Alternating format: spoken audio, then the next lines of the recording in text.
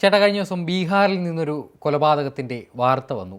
30 വയസ്സുകാരിയായ ഒരു യുവതി, അവർക്ക് 55 വയസ്സുകാരനായ അമ്മാവനോട് പ്രണയം. എന്നാൽ ഈ പ്രണയം അംഗീകരിക്കാൻ ഈ യുവതിയുടെ വീട്ടുകാർ തയ്യാറായില്ല. അവർ പകരം മറ്റൊരു യുവാവിനെ, പ്രിയാംശു എന്ന ഈ യുവതിയുടെ സമപ്രായക്കാരനായ ഒരു യുവാവിനെ ഇവർക്ക് വരനായി കണ്ടെത്തി.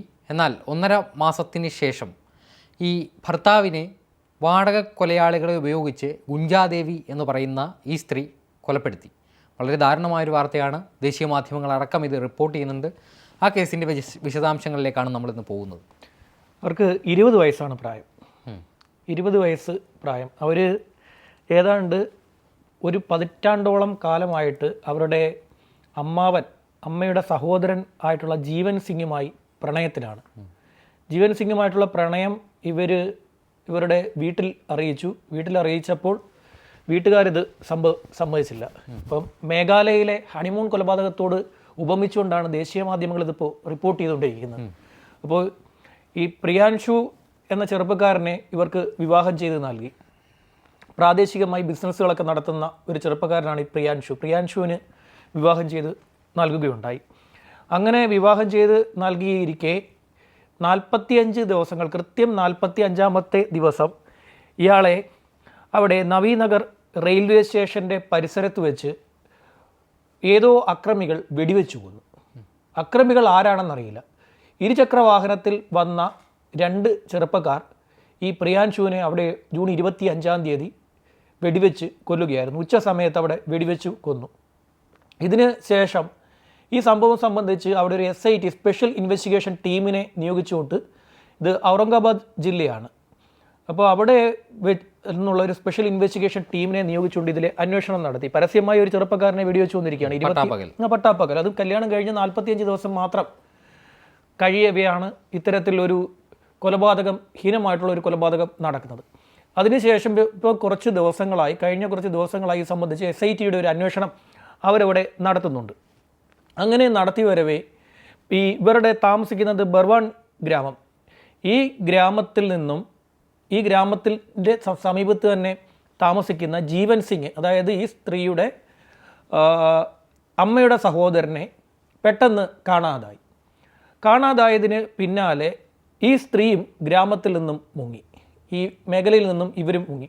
അതോടുകൂടി പ്രിയാൻഷുവിൻ്റെ കൊലപാതകത്തിൽ പോലീസിന് സംശയം ആരംഭിച്ചു. പ്രിയാൻഷുവിൻ്റെ ബന്ധുക്കളാണ് ആദ്യം ഈ സംശയം പോലീസിനെ അറിയിക്കുന്നത്. തുടർന്ന് ഇവർ പരിശോധിച്ചപ്പോൾ, പോലീസിൻ്റെ സ്പെഷ്യൽ ഇൻവെസ്റ്റിഗേഷൻ ടീം പരിശോധിച്ചപ്പോൾ, ഈ ഗുഞ്ചാദേവിയും ജീവൻ സിംഗുമായിട്ട് സംസാരിക്കുന്നത് മണിക്കൂറുകളോളമാണെന്ന് പോലീസ് കണ്ടെത്തി. മണിക്കൂറുകളോളം ഇവർ തമ്മിൽ ഫോണിലിങ്ങനെ സംസാരിച്ചുകൊണ്ടേയിരിക്കുന്നതിൻ്റെ കാലഘട്ടം എന്ന് പറയുന്നത്, ഇവർക്ക് 2018 സിം എടുത്തത് മുതൽ ഇങ്ങോട്ടുള്ള കോൾ ലിസ്റ്റുകൾ പരിശോധിച്ച് കഴിഞ്ഞാൽ എല്ലാം മണിക്കൂറുകളോളം ഉള്ള സമയം. ഈ വിവാഹം കഴിഞ്ഞ ശേഷവും മണിക്കൂറുകൾ ഇവർ ഫോണിൽ സംസാരിക്കുകയാണ്. ഇങ്ങനെ ഈ ഗുഞ്ചാദേവിയെ പോലീസ് കണ്ടെത്തി ചോദ്യം ചെയ്തപ്പോഴാണ്, ഇവരുടെ ഫോൺ രേഖകൾ പരിശോധിച്ചപ്പോഴാണ് ഇതിൽ നിന്നും മറ്റൊരു കാര്യം കിട്ടുന്നത്. 2 വാടക കൊലയാളികളെ കൂടി ഇവർ ഫോണിൽ വിളിച്ചിട്ടുണ്ട്. അവരാണ് ഈ കൊലപാതകം നടപ്പാക്കിയിരിക്കുന്നത്. അവർ എങ്ങനെ നടപ്പാക്കിയെന്ന് ചോദിച്ചാൽ, ഈ സഹോദരിയുടെ വീട്ടിൽ പോയി തിരികെ ഈ നവീനഗർ റെയിൽവേ സ്റ്റേഷനിൽ എത്തിയ പ്രിയാൻഷുവിനെ ഗുഞ്ചാദേവി ഫോണിൽ വിളിക്കുകയും, നിങ്ങളെ കൂട്ടിക്കൊണ്ടുവരാൻ എൻ്റെ ഒരു സുഹൃത്ത് വരും, നിങ്ങൾ ബസ്സിൽ കയറി വരണ്ട, അവിടുന്ന് ഒരു സുഹൃത്ത് വരും, സുഹൃത്ത് ഇങ്ങ് കൊണ്ടാക്കും എന്ന് പറഞ്ഞു. ഇത് പ്രകാരം കാത്തുനിന്ന പ്രിയാൻഷുവിനെ തേടിയെത്തിയത് വാടക കൊലയാളികളാണ്. ഇവർ ഇയാളെ 2 വീലറിൽ വിളിച്ച് കയറ്റി, വീട്ടിലേക്ക് പോകാമെന്ന് പറഞ്ഞ് 2 വീലറിൽ വിളിച്ച് കയറ്റി കൊണ്ടുപോയ ഇയാളെ ഈ തോക്കുപയോഗിച്ച് വെടിവെക്കുകയായിരുന്നു. 2 തവണയാണ് ഫയർ ചെയ്തിരിക്കുന്നത്. അപ്പോൾ തന്നെ മരണം സംഭവിച്ചു. പോലീസ് ചോദ്യം ചെയ്തപ്പോൾ ഇവർ പറഞ്ഞത്, ഇവർക്ക് 18 വയസ്സ് പ്രായമുള്ളപ്പോൾ തന്നെ മാതാപിതാക്കളോട് ഞങ്ങളുടെ വിവാഹം, അതായത് അമ്മാവനുമായിട്ടുള്ള വിവാഹം നടത്തിത്തരണമെന്ന് മാതാപിതാക്കളോട് ആവശ്യപ്പെട്ടു. പക്ഷേ അതവർ നടത്തിത്തരാൻ തയ്യാറായില്ല എന്ന് മാത്രമല്ല, ഇത് താൻ പറഞ്ഞതിന് പിന്നാലെ തന്നെ തൻ്റെ വിവാഹ ആലോചനകൾ വീട്ടുകാർ ആലോചിച്ചു തുടങ്ങി. അങ്ങനെയാണ് ഈ പ്രിയാൻഷുവിനെ ഇവർ കണ്ടെത്തുകയും തുടർന്ന് വിവാഹം നടത്തി കൊടുക്കുകയും ചെയ്യുന്നത്. വിവാഹത്തിന് മുമ്പ് പലതവണ താൻ ആവശ്യപ്പെട്ടതാണ് എന്നിട്ടും കേൾക്കാത്തത് കൊണ്ടാണ് തനിക്ക് ഇത് ചെയ്യേണ്ടി വന്നത് എന്നാണ് പറഞ്ഞത്. ഈ അമ്മയുടെ സഹോദരനായിട്ടുള്ള ജീവൻ സിംഗിനെ അന്നേരം മുതൽ കാണാനില്ല. അയാൾ മിസ്സിംഗ് ആണ്. അയാൾക്ക് വേണ്ടിയുള്ള അന്വേഷണമാണ് ഇപ്പോൾ നടന്നുകൊണ്ടിരിക്കുന്നത്. ഇപ്പോൾ ഇത്തരം കേസുകൾ വലിയ ചർച്ചയാവും. കാര്യം സോനം ചെയ്തു വെച്ച ക്രൈം ഉണ്ടല്ലോ, മേഘാലയയിൽ കൊണ്ടുപോയി രാജാ രഘുവംശിയെ രാജ് കുഷാക്കിൻ്റെ കൂടെ ചേർന്ന് കൊലപ്പെടുത്തി മലയിടുക്കിൽ, വെള്ളച്ചാട്ടത്തിലെ മലയിടുക്കിൽ വലിച്ച് ഇട്ട് കടന്നു കളഞ്ഞവരാണ് സോനം.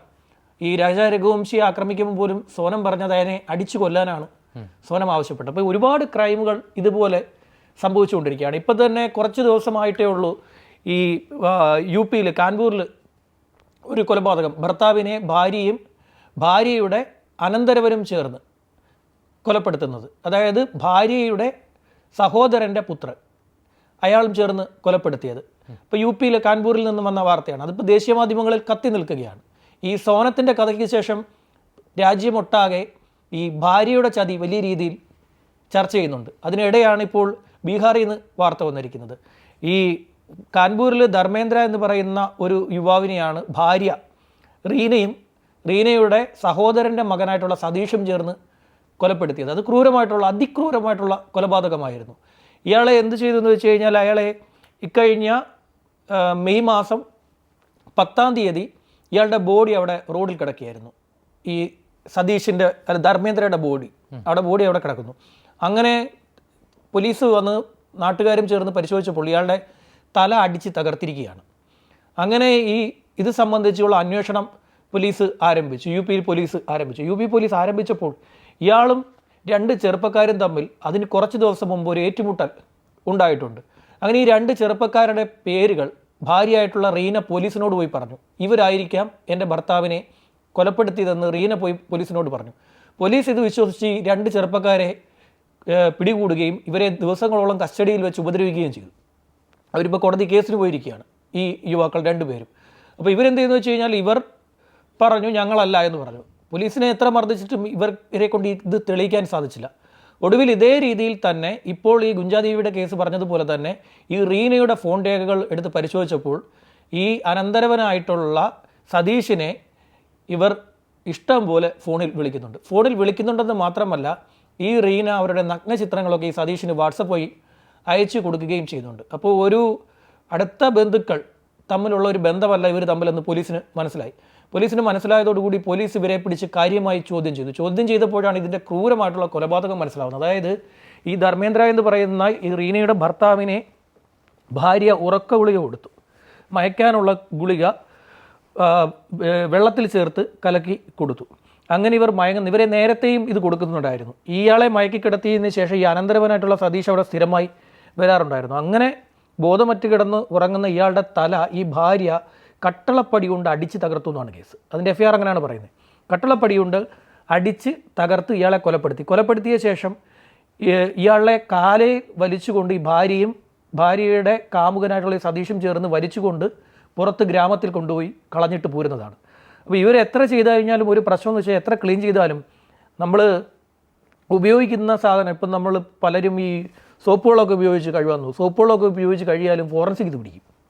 രക്തക്കറ എത്ര ഇനി തൂത്ത് കളഞ്ഞാലും രക്തക്കറ പിടിക്കും.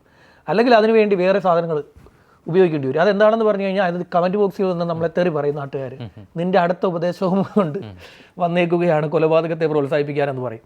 അപ്പോൾ അങ്ങനെ ഒരു ക്രൂരമായിട്ടുള്ള കൊലപാതകം നടത്തിയ പ്രതികൾ 2 ചെറുപ്പക്കാരുടെ മുകളിൽ അത് കെട്ടിവെക്കാൻ നോക്കുകയും ഒടുവിൽ ആ ചെറുപ്പക്കാർ പിടിക്കപ്പെട്ട് അവരിപ്പോൾ കോടതിയിൽ പോയി മനുഷ്യാവകാശ കമ്മീഷനിലൊക്കെ പോയി വലിയ പ്രശ്നങ്ങൾ അവിടെ നടന്നുകൊണ്ടിരിക്കും. അപ്പോൾ രാജ്യമൊട്ടാകെ ഇത്തരം കേസുകൾ, അതായത് ഭാര്യ ഭർത്താവിനെ കൊന്ന കേസുകളാണ് ഇപ്പോൾ ഈ ഹണിമൂൺ കൊലപാതകത്തിന് ശേഷം വ്യാപകമായി ചർച്ച ചെയ്തുകൊണ്ടിരിക്കുന്നത്. ഈ ഗുഞ്ചാദേവി എന്നൊക്കെ പറഞ്ഞാൽ ഒരു മനോഹരമായിട്ടുള്ള പേരാണ്. ഗുഞ്ചാദേവി ചാരിറ്റബിൾ ട്രസ്റ്റ് ഒക്കെ ഉണ്ട്.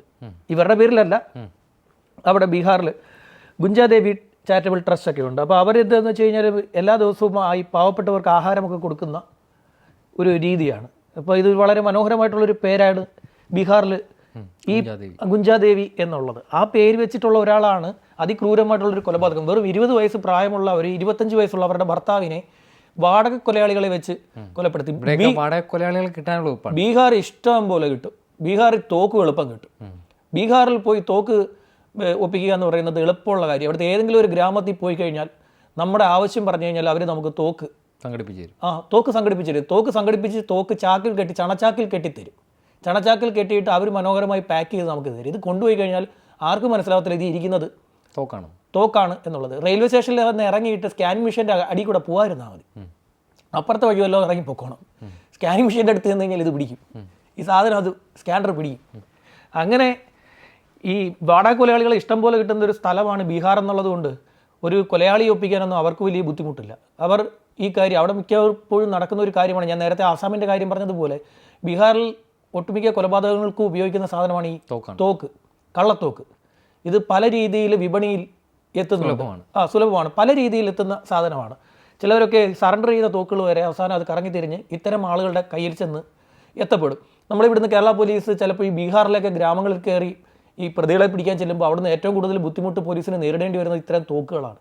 അപ്പോൾ അത്തരത്തിലുള്ളൊരു തോക്ക് ഉപയോഗിച്ചുകൊണ്ടാണ് ഒരു ഭാര്യ കൂടി ഭർത്താവിനെ കൊലപ്പെടുത്തിയിരിക്കുന്നത്. അപ്പോൾ സോനത്തിൻ്റെ അതേ രീതിയിൽ കൊലപ്പെടുത്തിയെന്ന രീതിയിൽ വലിയ ചർച്ച അവിടെ നടന്നുകൊണ്ടിരിക്കുകയാണ്. നേരത്തെ ഗുഞ്ചാദേവി എന്നുള്ളൊരു പേര് വളരെ ഫേമസ് ആയിരുന്നു മറ്റൊരു കേസിൽ. അത് ബീഹാറിനെ അത്ഭുതപ്പെടുത്തിയ ഒരു കേസായിരുന്നു. ബീഹാറിലൊരു ദുർമന്ത്രവാദി ഉണ്ടായിരുന്നു. ദുർമന്ത്രവാദിയുടെ പേര് വിജയ് എന്നായിരുന്നു. ഈ വിജയ് കുട്ടികളെ തട്ടിക്കൊണ്ടുപോകും. കുട്ടികളെ തട്ടിക്കൊണ്ടുപോയിട്ട് ഇയാൾ ബലി കൊടുക്കും. അതായിരുന്നു ഇയാളുടെ രീതി. അപ്പം അങ്കുഷ് എന്ന് പറയുന്ന ഒരു കുട്ടിയെ 2-3 പാർട്സായിട്ട് കിട്ടി, ബീഹാറിൽ നിന്ന് കിട്ടി. അങ്കുഷിൻ്റെ ബോഡി കിട്ടുന്നതിന് മുമ്പും ശേഷവുമൊക്കെ ബോഡികൾ പിന്നെയും കിട്ടുന്നുണ്ടായിരുന്നു. പക്ഷേ അങ്കുഷിൻ്റെ കേസ് വന്നപ്പോൾ ഗുഞ്ചാദേവി എന്ന് പറയുന്ന ഈ വിജയുടെ ഈ ദുർമന്ത്രവാദിയായിട്ടുള്ള വിജയുടെ ഭാര്യ പോലീസിനെ പോയി കണ്ടിട്ട് പറഞ്ഞു, എൻ്റെ ഭർത്താവാണ് ഇത് ചെയ്യുന്നതെന്ന്. എൻ്റെ ഭർത്താവ് ശനിയാഴ്ച ദിവസങ്ങളിൽ കറുത്ത വസ്ത്രം ഉടുക്കും. കറുത്ത വസ്ത്രം ഉടുക്കുന്ന വിജയ് വീട് വിട്ട് പുറത്തു പോകും. അന്ന് രാത്രികളിലാണ് ഇയാൾ ഇതുപോലെ കുട്ടികളെ കൊലപ്പെടുത്തുന്നതെന്ന്. ഇയാളുടെ പ്രത്യേകത, ഇയാൾ ബിസ്ക്കറ്റ് കൊടുത്തായിരുന്നു ഈ കുട്ടികളെ ആകർഷിക്കുന്നത്. ഇതിനുശേഷം ബിസ്ക്കറ്റ് കൊടുത്ത് കൊണ്ടുവരുന്ന കുട്ടികളെ ഇയാൾ മരത്തിൽ കെട്ടിയിടും. മരത്തിൽ കെട്ടിയിട്ട ശേഷം ശരീരം കട്ട് ചെയ്യും. അങ്ങനെയാണ് ഈ അങ്കുഷിൻ്റെ ബോഡി കിട്ടുന്നത്. അങ്കുഷിൻ്റെ ബോഡിയൊക്കെ എനിക്ക് തോന്നുന്നു നേരത്തെ തന്നെ ചില മീഡിയാസിൻ്റെ ഒക്കെ ഫോട്ടോസിൽ എങ്ങനെ വന്നു എന്നറിയില്ല. ചിലപ്പോഴൊക്കെ ഈ ഗൂഗിൾ ഇമേജസിലൊക്കെ ഈ അങ്കുഷിൻ്റെ ഫോട്ടോ ബ്ലർ ചെയ്യാതെ കിടപ്പുണ്ട്. ഭയങ്കര ക്രൂരമായിട്ടാണ് കൊണ്ടിട്ടേക്കുന്നത്. അപ്പോൾ ആ കേസിലെ ഏറ്റവും പ്രധാനപ്പെട്ട സാക്ഷിയായിരുന്നു ഈ ഗുഞ്ച ദേവി എന്നാൽ. അങ്ങനെ ഒരു പേര് ഞാനിപ്പോൾ വീണ്ടും കേട്ടത് ഈ സംഭവത്തിൽ. അന്ന് ഇത് വലിയ ഫേമസ് ആയിട്ട് ഒരുപാട് പേര് ചർച്ച ചെയ്ത, നാഷണൽ മീഡിയ മുഴുവൻ ചർച്ച ചെയ്തുകൊണ്ടിരിക്കുന്ന ഒരു കേസായിരുന്നു. ഞാൻ ഈ ക്രൈം റിപ്പോർട്ടിംഗ് ആയതുകൊണ്ട് ഞാൻ നാഷണൽ മീഡിയ വരുന്നത് കാണും. Crime reporting. അപ്പം നമുക്ക് പലതരത്തിലുള്ള കൊലപാതകങ്ങളും സംഭവങ്ങളും ഒക്കെ ദേശീയ മാധ്യമങ്ങളിൽ കാണും. നമ്മുടെ കേരളത്തിൽ ഇങ്ങനെയുള്ള സംഭവങ്ങളൊക്കെ ഉണ്ടായിക്കഴിഞ്ഞാൽ ഞെട്ടും. പക്ഷെ അവിടെ ഇത്തരം സംഭവങ്ങൾ ധാരാളമായി നടന്നുകൊണ്ടിരിക്കുകയാണ്. ഇപ്പോൾ ഇത് നിത്യസംഭവമായിട്ട് ഇതിങ്ങനെ ചർച്ച ചെയ്തുകൊണ്ടിരിക്കുകയാണ്. ഭർത്താവിനെ ചതിക്കുന്ന ഭാര്യ എന്ന രീതിയിൽ വലിയ രീതിയിൽ സോനത്തിൻ്റെ കഥയ്ക്ക് ശേഷം ഓരോരുത്തരുടെ കഥകൾ പുറത്തു വന്നുകൊണ്ടിരിക്കുകയാണ്. ചതിക്കുക അല്ലല്ല, ചതിച്ച് കൊലപ്പെടുത്തുക, ക്രൂരമായി കൊലപാതകം നടത്തുക. കൊലപാതകം നടത്തിയ ശേഷം ആരെങ്കിലും തലയിൽ കെട്ടിവെക്കാൻ നോക്കുക, പിന്നീട് അതിൽ പിടിക്കപ്പെടുക. ഏതായാലും ഇയാൾക്ക് വേണ്ടിയുള്ള തിരച്ചിൽ, അതായത് ജീവൻ സിംഗിന് വേണ്ടിയുള്ള തിരച്ചിൽ ബീഹാറിലെ SIT സ്പെഷ്യൽ ഇൻവെസ്റ്റിഗേഷൻ ടീം വ്യാപകമായി നടത്തിക്കൊണ്ട് ഇരിക്കുകയാണ്. അയാളാണ് വാടക കൊലയാളികളെ ഏൽപ്പിച്ചതെന്ന് ഈ സ്ത്രീ അവരോട് സമ്മതിച്ചിട്ടുണ്ട്. 2 വാടക കൊലയാളികളെ കണ്ടെത്തുകയും 2 പേർക്കും ഓരോ ലക്ഷം രൂപ നൽകിക്കൊണ്ടാണ് ഈ കൊലപാതകം നടപ്പാക്കിയതെന്നും പോലീസിനോട് അവർ കുറ്റം സമ്മതിച്ചു കഴിഞ്ഞു. ഇത്തരം കാര്യങ്ങളൊക്കെ ചെയ്തു വെച്ച് കഴിഞ്ഞാൽ പിന്നീട് അറിഞ്ഞു കഴിഞ്ഞാൽ പിന്നീട് ഇവർ വെറുതെ വിടില്ല കേട്ടോ. ഗ്രാമവാസികൾ വെറുതെ വിടില്ല. ഈ ബീഹാറിലെയൊക്കെ ഗ്രാമങ്ങളിൽ ഇത്തരത്തിൽ, അതായത് സ്വന്തം ഭർത്താവിനെ വാടക കൊലയാളിയെ വെച്ച് കൊലപ്പെടുത്തിയിട്ട് കേസിൽ ജാമ്യം കിട്ടി അങ്ങോട്ട് ചെല്ലാൻ പറ്റില്ല. പിന്നെ വിധി അവർ നടപ്പാക്കും. അവർ പ്രാദേശിക തലത്തിൽ തീരുമാനമെടുത്തുകൊണ്ട് അതെ അവരങ്ങ് ഇതങ്ങ് ഏറ്റെടുത്തോളും. അവരേറ്റെടുത്ത് ഇത് നടപ്പാക്കി കളയും. അതാണ് ഇവരുടെ ഒരു പ്രശ്നം. അതുകൊണ്ടാണ് ഇവർ ഗ്രാമത്തിൽ നിന്നും ഒളിച്ചോടിയത്. അല്ലെങ്കിൽ അവിടെ നിന്ന് കഴിഞ്ഞാൽ പോലീസിൻ്റെ കയ്യിൽ കിട്ടുന്നതിന് മുമ്പേ ഇവരെ അവരുടെ കയ്യിൽ കിട്ടുകയാണെങ്കിൽ അവർ പിന്നെ അവരുടെ തീരുമാനങ്ങളാണ് നടപ്പാക്കുന്നത്. അങ്ങനെ ഒരു രീതിയുണ്ട്. ഏതായാലും മറ്റൊരു വിഷയവുമായി വീണ്ടും കാണാം. ശരി.